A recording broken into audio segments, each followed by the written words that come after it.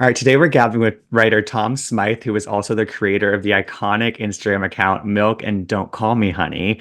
Tom, I haven't seen you since the 15th anniversary party for Watch What Happens Live in June. How are you? I'm good. That was a wild ride, that party. That was like Disneyland, but Bravo. It felt very it wasn't a very crowded party, I would say. So it felt like very much like we were like kind of in the sort of inner sanctum, I would say, that For night. sure. Yeah. It was when you spend the night kind of in the corner with Heather Gay, talking her through how to go up and approach her favorite Bravo celebrities. That's a wild one for sure. Hyping her up, being like, "No, you can do it. Go talk to Teresa." And she's like, "Are you sure? I don't know." Yeah, we also spent a good amount of time talking to Whitney Rose from Salt Lake, Yeah. and we were hearing about what now is public, which is like this rebrand of her beauty brand. What else kind of stood out to you from that night, just before we jump into everything?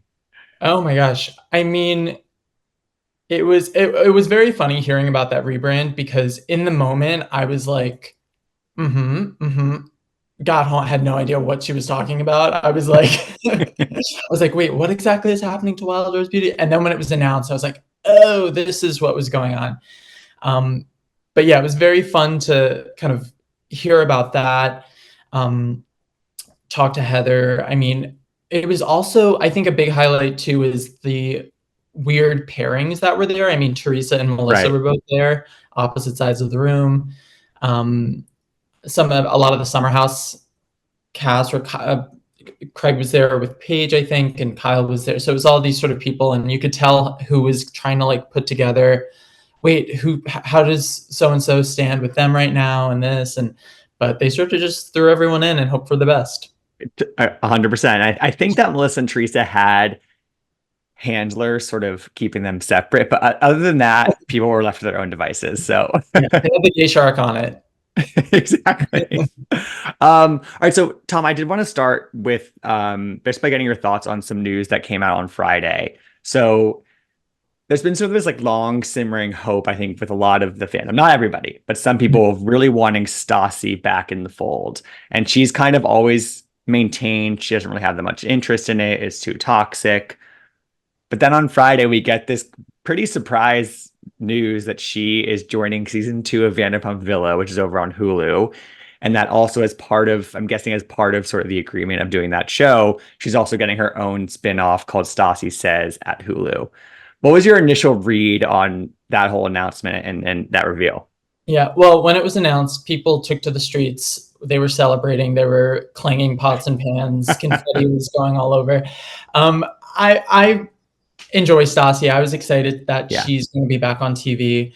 Um, I know that they wanted her back for the Valley, and that was sort of what she was saying about not wanting to. It's toxic. She's moved past that, which is very funny. Thinking back to like season one Stassi, that exactly. now like, oh, this is too much.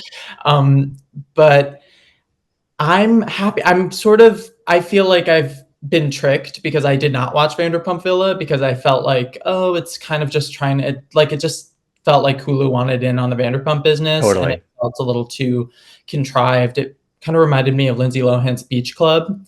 It's very that vibe, like trying to be like Vanderpump Rules, but also a below deck element with the Mm. rotating people, but it never quite clicked. And so now they've got me, which I'm kind of annoyed by because I've got like they know I'm gonna watch now because Stassi's gonna be probably terrorizing these young service workers, and that harkens back to the good old days of Vanderpump Rules.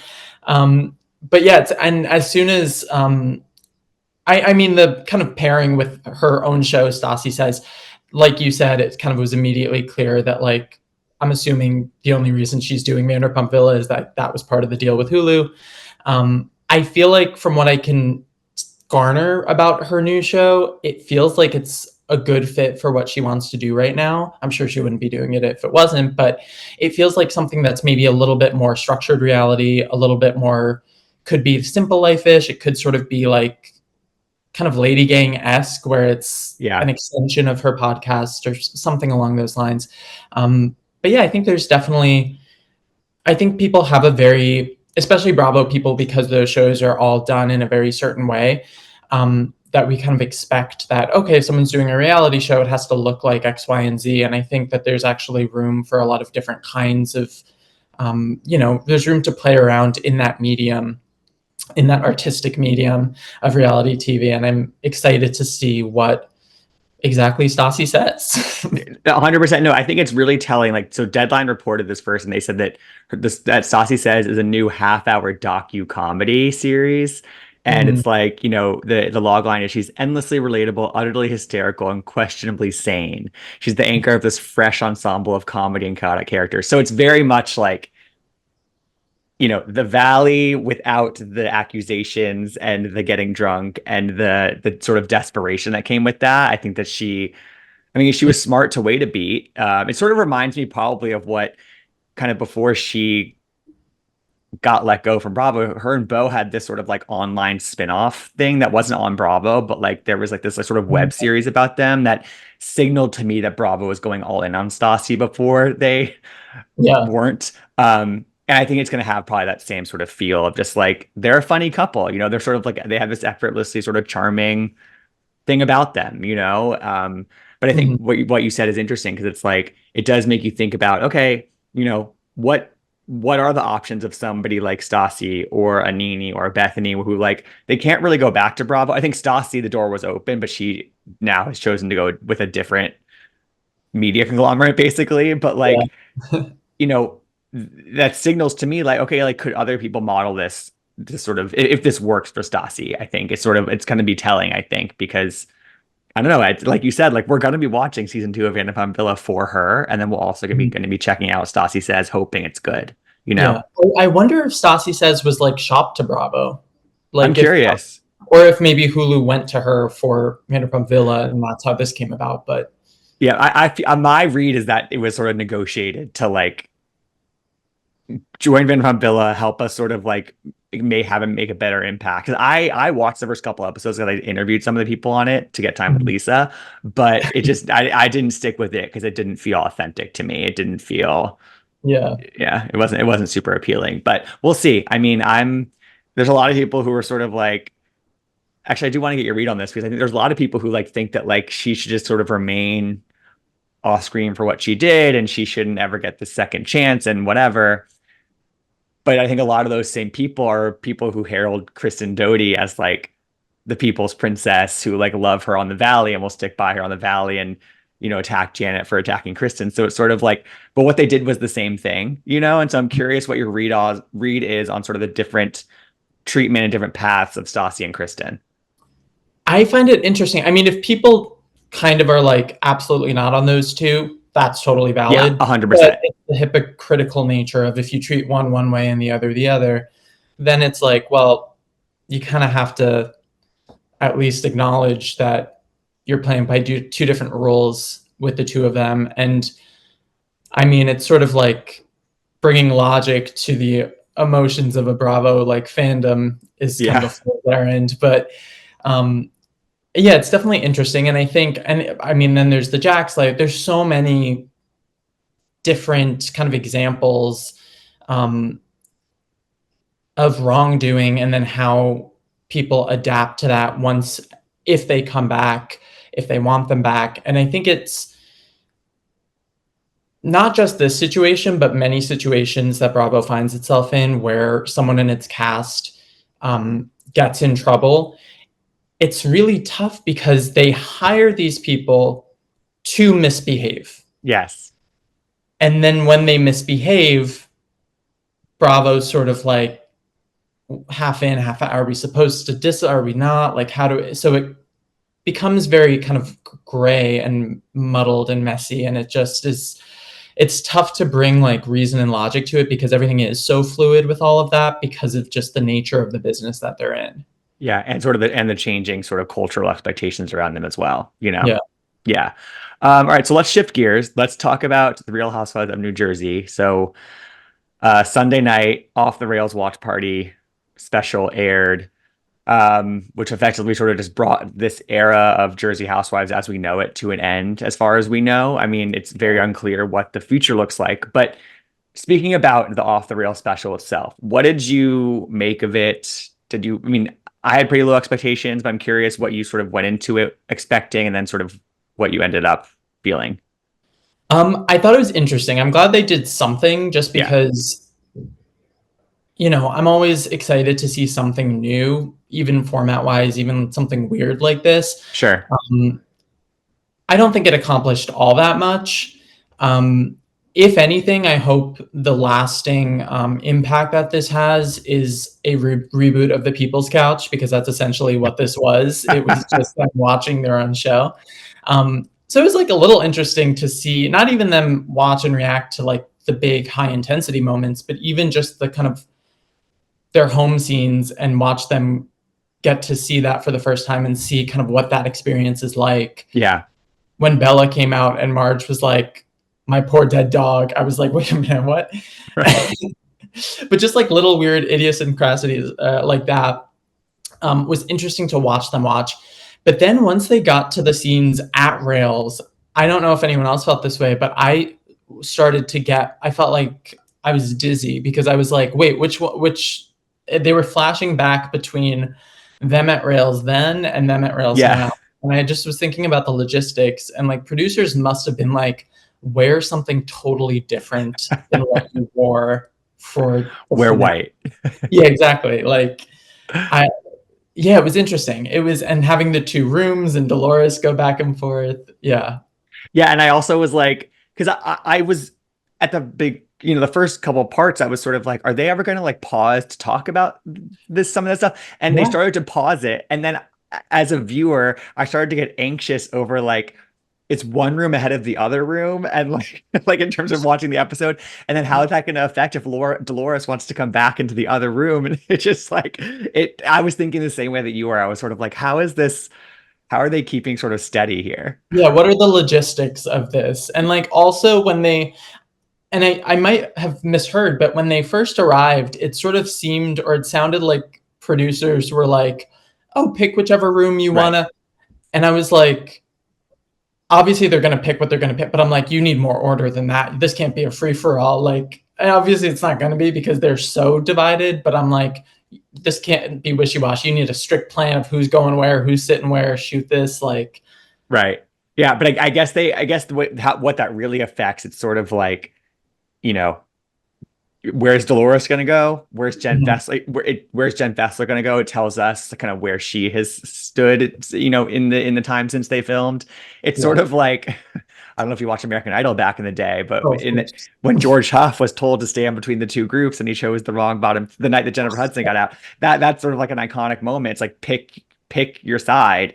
Um, Yeah, but the other thing that I thought about in terms of structure wise was sort of like there were moments where they started to hash it out. They started to talk things through sort of on their own accord.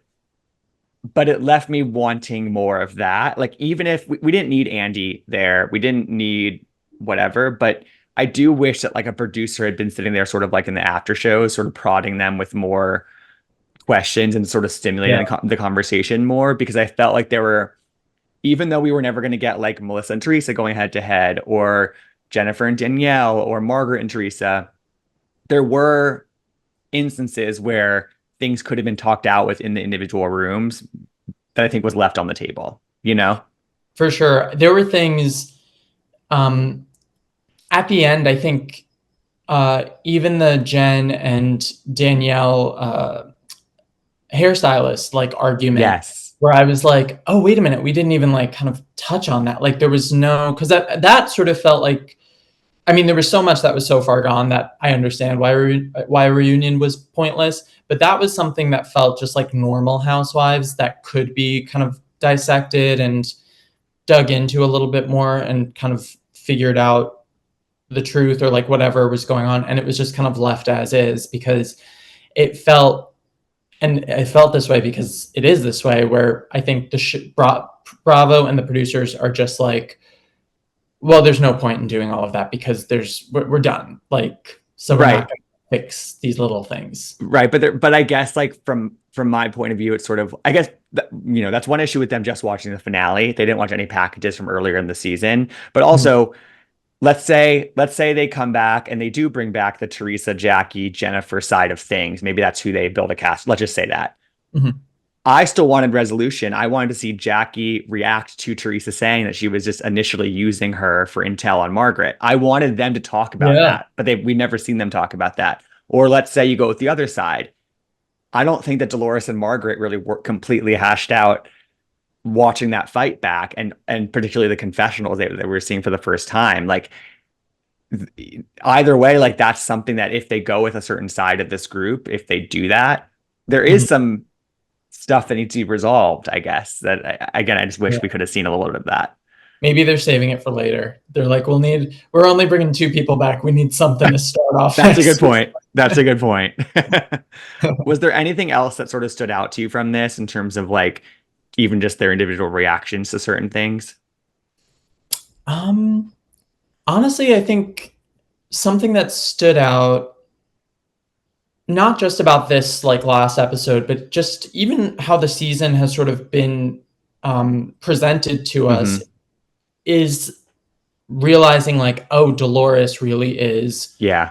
center meatball or whatever. Like she is the anchor of this show, largely because um, Teresa has ended up so far on one end of the spectrum in terms of the like two sides of this feud.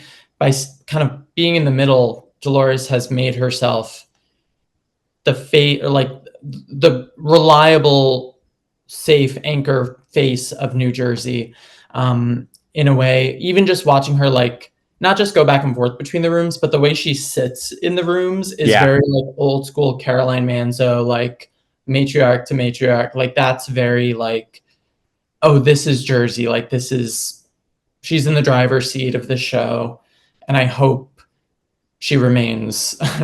Yeah. No, I feel like she's leaned into that position more in the past Yeah, year or two. And I think that that was something that she got criticized for a lot, sort of remaining Switzerland. But I don't think that that's something you can really criticize her for at this point. I do think within the watch party, you really did see firsthand how she's able to do that and like sort of spin things. So like she sits in Teresa's room at first, and then after the fight airs and they'd flash to Margaret's dog as an excuse to go upstairs and check in on that room, Dolores says, I'm gonna go check on Margaret because it must have been hard for her to see that dog. Whereas yeah, like it was definitely because she wanted to like make sure it was okay between her and Margaret, but like that was her excuse that she gave to Teresa and all them to go upstairs.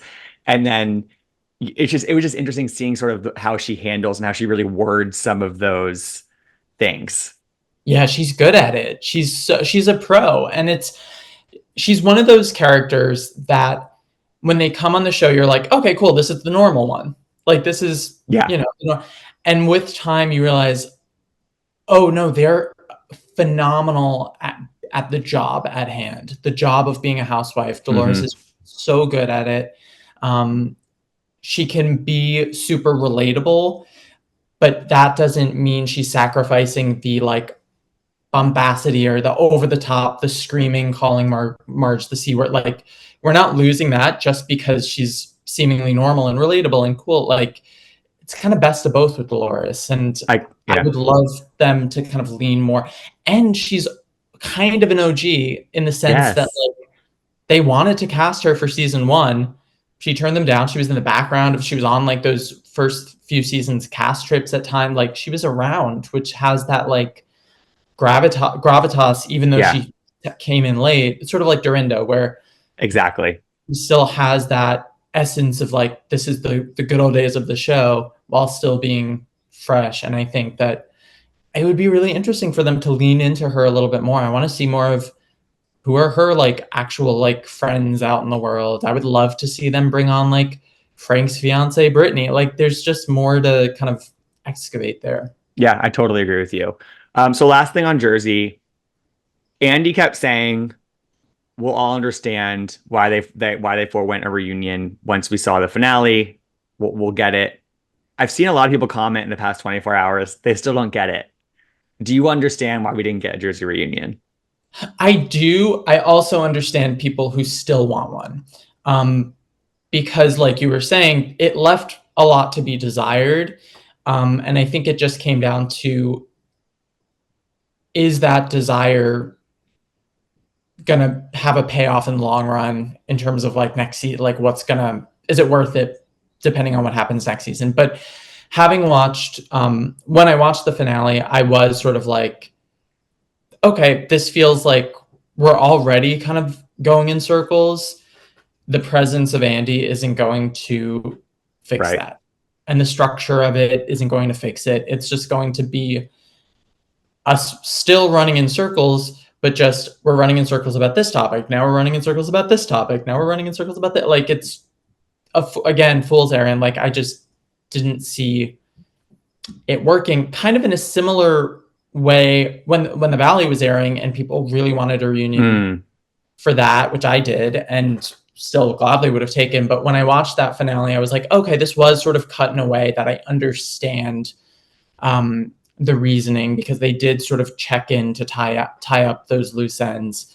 So, it's very rare for a Bravo fan to agree with a network decision, but I understand where they were coming from, and I just felt like it would have just kind of prolonged our suffering and just put us out of our misery with this instead. Yeah, no, I think you're right. All right, Tom, let's move on to the Real Housewives of Orange County. How are you enjoying this season so far? What are your sort of top line thoughts on what we're seeing? I love it. I feel like when when they brought back Heather and Tamra, it was at the same time that they rebooted New York. And I sort of felt like that was a moment for Bravo where it was two paths diverge in the woods. Yes. We're going to figure out what works when a show has sort of hit a wall. And I think OC has sort of come out on top of that so far. I think that it is killing it. I think it's at like top of its game. It's just so many. They're all bringing something to the table. Even Gina and Emily Yeah, have absolutely. rich like solo scenes. And I think that, I mean, poor Shannon, I cannot believe what they are putting Shannon Beador through, but it's phenomenal television. Hmm. I mean, I'm curious what you think about Tamra, because it's such an interesting season for her. And I'm like, she's one of those few housewives for me where I'm like, she manages to walk that line of being both a Right. cast member and a producer. Um, Sort of like Lisa Rinna. And for the most part, the two of them, I think, get away with it way more than anyone else who attempts it does. But it feels like a very conscious decision this year for her to be horrible and just be like, I know I'm being horrible. It's for the good of the show, and just lean into that. But I'm curious what you make of that whole. Yeah, like I appreciate what she's done for the show since coming back. I appreciate like just her willingness to sort of just like to stir it up and to I think that something that Tamara's probably realized maybe through her two T's journey, maybe through being just like really associated with Teddy is like I don't think Tamara cares that much about being liked. I think that is like that's something that like a newer housewife that is I've always said is sort of the Achilles heel of the sort of next gen of housewives is they all really want to be well liked and brand friendly and all this stuff. And I think Tamara realizes that like that's kind of an overrated quality. And if you're willing to be unlikable and to stick your neck out like that, it helps the show. And ultimately, I think it helps her. But I do think that the Shannon stuff, especially in this past episode, it kind of showed itself of like, I think that she's towing that line really well up until right now. And I think that right now she miscalculated a little bit how it's almost like we haven't gotten enough good reasoning from her about like why she's ending her friendship with Shannon. Like I understand like Mhm. she thinks that Shannon should not be drinking. She thinks she doesn't want to be associated with that. She's been given the runaround so much, but she's being so harsh on somebody who's going through a lot. And yeah, a lot of what Shannon's going through is her own doing, but it's still hard, and I think a lot of people see it as like you should be a good friend for her, be there right now. But like I don't know. I just think that just even looking at how fans are reacting to her right now, it's like people really don't respect what she's doing. And I don't know. I think that last season she was doing a lot, but people still respected what she was doing. You know what I mean? Yeah, I feel like last season, and I feel like we're getting a lot of last season stuff. Like, I feel like that was resolved with just a band aid over it, and now that band aid couldn't Yeah. sustain what has happened now. And so it's kind of just bringing all of that back. I feel like I can already like see the reunion because I'm used to the pattern of Yeah. Tamra. So I know the reunion's going to come. We'll get her hitting the reset button. We'll get the teary apology and, oh, I was so terrible, blah, blah, blah. Probably we'll get another Tres Amigos hug, like that classic. Yeah. And then she can reset for next season to do it all over again. I feel like, and it works. It's very calculated. But again, it's one of the few people on these shows who has been able to pull that off in a way. But yeah, it's very bizarre because she's just leaning in so hard to just, I'm actually just going to be a supervillain this season, and Right. that's And you have to respect, we have to respect our villains. We do. Like absolutely, these shows are sort of, it's make or break it depending on if you have a villain or not, to be honest. And like I do think that like she's basically like, I will do my job so well, almost I'm doing it too well, almost where I'm like, she's basically sacrificing her real life, some of her real life friendships for the sake of the show in some ways. yeah, I do wonder like how much that cycle, when it can be broken, when somebody can sort of like flip it on her in some ways, because she's in the driver's seat right now on this show, and it's sort of like at some point somebody's going to take over that wheel, but I'm so curious like who it will be and when, sort of thing, you know what I mean? yeah. And when someone finally has had like enough, like when Shannon, like yes, the reunion may come and she might give that teary apology, but Shannon very well might just be like, Say like I've fuck you. had enough of it. Like Yeah. this is crazy. Like I can't keep, especially, I mean, after the season, I'm like, Shannon Beador needs hazard pay. She needs like, I can't like imagine showing up to work and being dealt the hand that she was dealt this season and just being like, All right. yeah, Yep. here we go. Like Yeah. Yeah. I it's agree. I think that like I do think that Shannon's done for good. I don't know if she'll take Tamara back at least mhm, so quickly at the reunion. I think that one thing that's working in her favor is that the audience, I think a lot of people were excited about the prospect of Alexis coming back and she's dating John Jansen, all this stuff. It's such a juicy storyline. It's such, it's such a good log line for the season. But mhm, Alexis is not coming across well at all, which kind of puts more people in Shannon's yeah, corner. And I also think what's interesting, if you can, I think what Shannon can't help is to give her reaction. To get Tamara wants the reaction out of Shannon, and she's getting the reaction out of Shannon. Shannon yeah, got up from that dinner table and she ran away teary, and she was yelling and crying. I think if you compare what she does to what Jen Padranchi, how she reacts to Tamara now, I think she was brought on by Tamara mhm, and kind of thrown under the bus immediately last year. Tamra has not stuck by her. And I think that Jen is actually she saw the writing on the wall more quickly. And I think that she, just with a little bit more time, kind of yeah, has it in her to take it to Tamra, just as she kind of finds her footing a little bit more in different areas of her life. I for do sure. think that like she sees who Tamra is, and Mhm. I think that she's not going to give the reaction very much anymore. Yeah, she adjusted. She was Yes. like, "Oh, okay, I have to like act accordingly." Whereas Shannon has no poker face. She's not going to Yeah, play it. exactly. She's out the door before you could even say play it cool. Like it was funny. I interviewed Shannon right before the season started, and I had just seen the premiere, and the first thing I said was, I was like, "Oh, congratulations on the new season." And I'm trying to remember her exact wording, but I was dying because she said, "Yeah, I guess a lot of people are excited about it, but I'm not thrilled."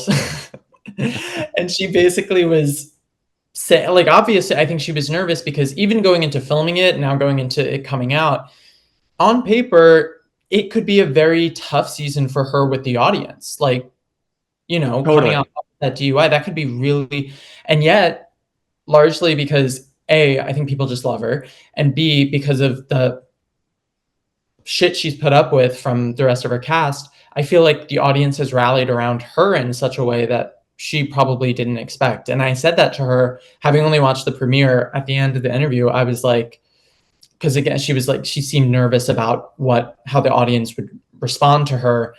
And that's why I think she was so firm about taking accountability and putting that all out there and really, and I was like, no, I think everyone's going to be on your team. Like the way Tamra, like from the gate, was just vicious. I was Mhm. like, that's the kind of the best thing that could have ever happened to Shannon in terms of the audience, in terms of the show. Yeah, it's almost like if it had just been the DUI and her maintaining drinking and not Yeah. abstaining from drinking, people would have been really turned off by that. But Hmm. because of Tamra and how she's treating her and ending their friendship, because of Tamra befriending Alexis, because of Yeah. Alexis even just being there to begin with and rubbing her relationship with John and Shannon's face, that immediately kind of wipes everything else out, honestly. It kind of Yeah. trumps that in terms of just like the relationship aspect of it. That's sort of what people see. It's, on a human level, it's kind of fucked up, right? Like Mhm. within the show terms, I can think differently about it, but it endears the audience to her immediately again. It really For does. sure. Yeah. And speaking of Alexis, I'm curious, how did your expectation or hope of hearing that she was coming back and what that could possibly look like, how does that compare to what we've actually gotten? Yeah, I'm still glad she's there. Like I think Yeah. that it's such a compelling setup, Mhm. Um and it's not very kind to Shannon, but that's just sort of the nature of reality TV. It happened to Quad on Married to Medicine last season. It's happening to Shannon now. But I think I underestimated, and I was talking about this with Danny and Evan from Page Six in a recent episode where we were talking about like I underestimated, but by being a friend of Alexis is there to support the cast. She is not a full-time cast member, so she does not get as much of a well-rounded edit. So essentially, she is there, and all we hear from her is John Jansen, Shannon, John Jansen, Shannon, John Jansen, Shannon. We Yeah. hear nothing else from her, Mhm. and it makes it seem like her entire personality is bragging about her relationship with John, and I believe that's probably what she talks about over half the time. But you know, we get no at home scenes with her. We get no talking about her kids and some of the really kind of amazing mothering that she's been doing over the years, and um, so I think that I underestimated how much that would affect how we're kind of supposed to feel about her as audience members. So she's not doing herself any favors, but she's also really not necessarily being set up for success. You know what I mean? Totally. And I never really thought of it that way because that is such a good point about how the show sets her up to be perceived. Because Yeah. when they said she was coming back, I was excited to see, and I hated her first run. I did not like, I just was like, oh, this might be my least favorite housewife. With time, I've come to appreciate what she brought to the show Sure. at the time. But I was excited, even with that, I was excited that she was coming back because I felt that so much had changed in her life since then. I was really excited to see her kind of free from Jimmy the Chin Bellino. I was Hmm. excited to see her as the mother of a trans son, as you were referencing her mothering, and like that was an arc that, Hmm. especially with Heather, I really wanted, and I hope we Exactly. still will I see hope we that. still see that. Me too. Yeah, Yeah. but yeah, things like that. I was like, oh, this might be a totally new um, perspective on Person. this person, a new side to her, or at least getting to see an evolution. Um, but yeah, I guess you're right. Those are things that would definitely probably be more apparent if we got those solo scenes, if we got a more full picture of her instead of just in relation to the cast, which then really emphasizes the Shannon and John stuff. Yeah, totally. And I again, it's not all that. I think that she's not. I mean, her some of Oh her yeah, confessionals are super cringe, and just like yeah. the dueling lawsuits of it all, like being with two men who have sued Shannon, and I like know that's her kink. yeah. Men who sue Shannon Beador. Jesus. No, it's like where there's smoke, there's fire when it comes to that stuff. But I am curious if we get just a little bit more of like a well-rounded version of her going forward in this season, because there's a lot of time left in this season. But Mhm. it definitely isn't landing quite the same as I expected it to land, I guess. Yeah. I guess the last thing I sort of want to, I guess, ask about with Orange County is we do have a new housewife in Katie, Mm. and she came in really strong against Heather, and Heather's kind of in the press calling her Noella 1.5 and Mhm. all these and calling her a super fan. And I mean, she's bringing up the paparazzi photos, which were talked about at the last reunion in the season that she wasn't even on. Yeah. I'm curious what you're making of her, if you think that she really is a Noella 1.5 or you think there's more to her. How do you read her? I hope there's more to her, but I haven't seen it Yeah. yet. I so far I'm not that enamored with what she's bringing to the table because, like you said, it's just kind of rehashing something from last season, which she's pretending like, oh, I had no idea you guys talked about this. I just saw it like in the paper. On And TikTok, right? yeah, and on that TikTok, it says in the caption, it says, they talked about this on the show. So it's that she sent. And then the only reply she gets from this guy who's in charge of all paparazzi, Every paparazzi in LA, yes, yes. CEO of paparazzi in Katie's phone, is yes. That's all he says. She Right. asked, but he said yes. There's no indication that this was the guy Heather called. There's no indication that this wasn't just his take on it. Like he Sure. probably was like, oh, if I had to get, yeah, sure. I'd imagine that this was called because it's weird. It's Disneyland, whatever. But so yeah, she hasn't really sold me on that whole thing. Um, and it's just all of these very kind of little things against Heather. It's the paparazzi thing. It's not saying hi at Sutton's party. It's asking Cynthia about, which I always happy to get a Cynthia Bailey shout out, but asking like, oh, you know, Katie, like, what do you know? That's such a normal thing to ask. Right. The, You the haven't, the clearly accidental tag on the photo, like the yeah. like Heather with the perfect, like, reasonable explanation. And I'm like, oh, duh. Like, yeah, of course yeah, that's what it's not like Heather's this mastermind, like right. psychological warfare on the new girl. Like, it's such a nothing burger that it's just frustrating because I'm like, at least bring something. Like, you don't, I'd rather you just kind of chill out the first 4 episodes and hang out and get to know Hmm. than feel like you have to fight with someone from the get go. Yeah, it's sort of like it feels like she was advised incorrectly going into the Yes. season, and it feels like what happened to NECA, where she came in really strong with Wendy, and they were just sort of Yeah. like all that defines you as a new housewife shouldn't be kind of a a misaligned feud basically with a longer standing housewife. Like that should not be what your first 5 episodes are about. Yeah. Um, and I agree. I think a slower burn for a housewife, show us your personality, kind of like show that you're kind of really kind of friends with some of these people, and Mhm. then at the midway point, come for Heather if you want. But like Yeah. it just felt like such a sort of like preordained thing to the Mhm. point where like and Heather was always going to sort of win in that Yeah. matchup. And That's an evergreen statement. yeah, You can talk about exactly. anything, Heather's fine. Yeah. Heather's gonna win. She's That's gonna that's no, she really is. And it's also, I yeah. think also what we've seen 2 straight seasons of people trying to come for Heather. So like having a third where from this new person was Mhm. never gonna land. It didn't know what I didn't like it when Noella did it. Tamra tried too hard to rally everybody against her, and it's Mhm. not going to work when a new addition does it too. So it's sort of like, all right, 3 times after three Yeah. times we gotta like put it to bed.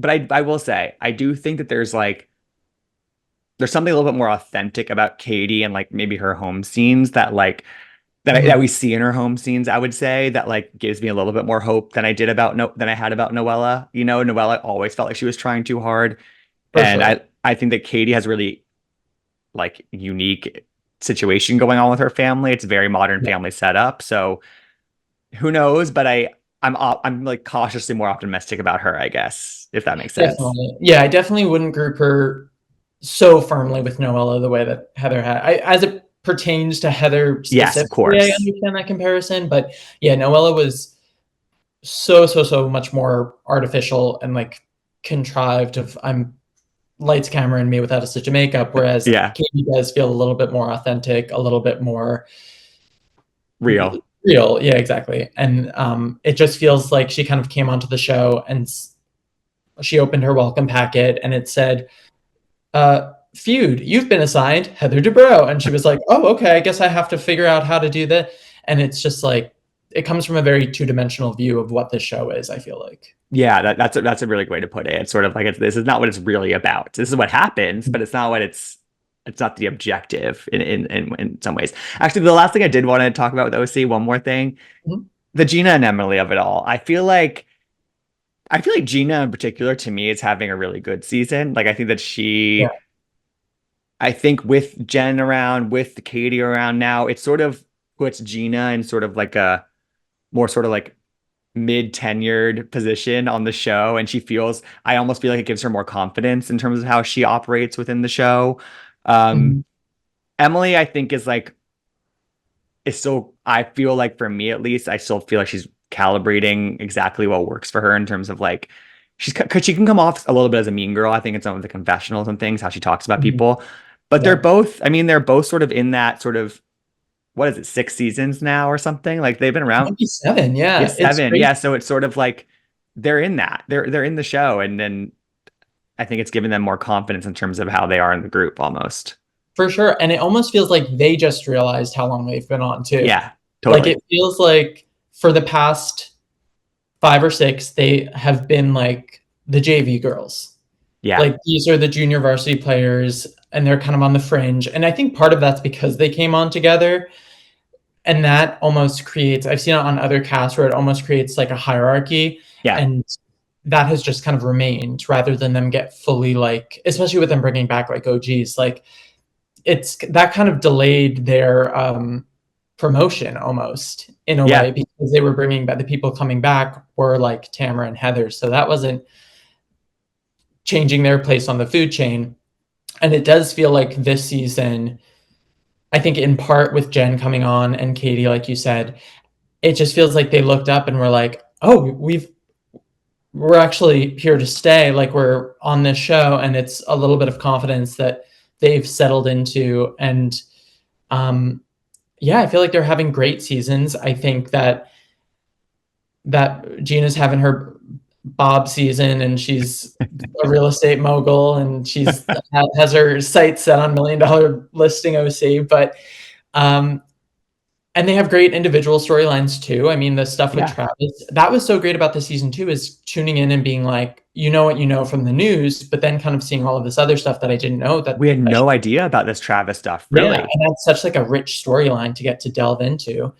I will say the Jen Pedranti stuff is such good television, but it's also crazy to watch Gina and Emily be unbelievably just mean about her Hmm. money problems and just blatantly making fun of her for being poor. Like it's so wild.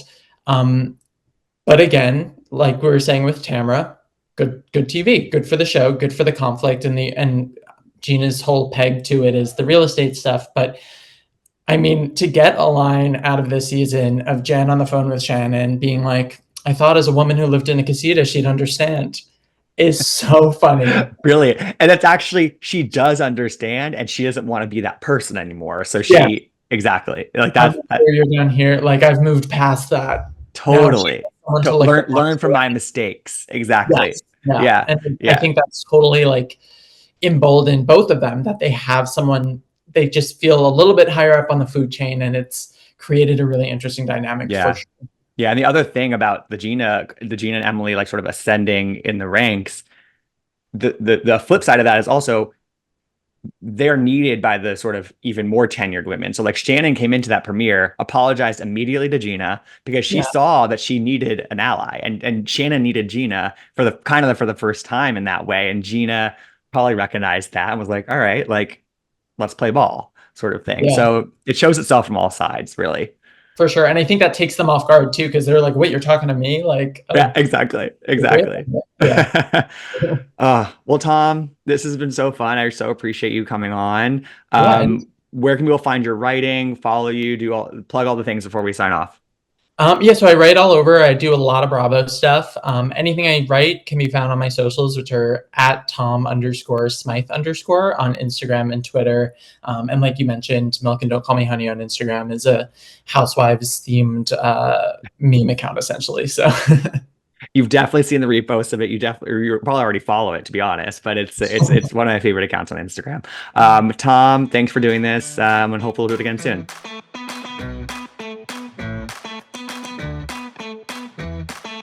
I want to gab.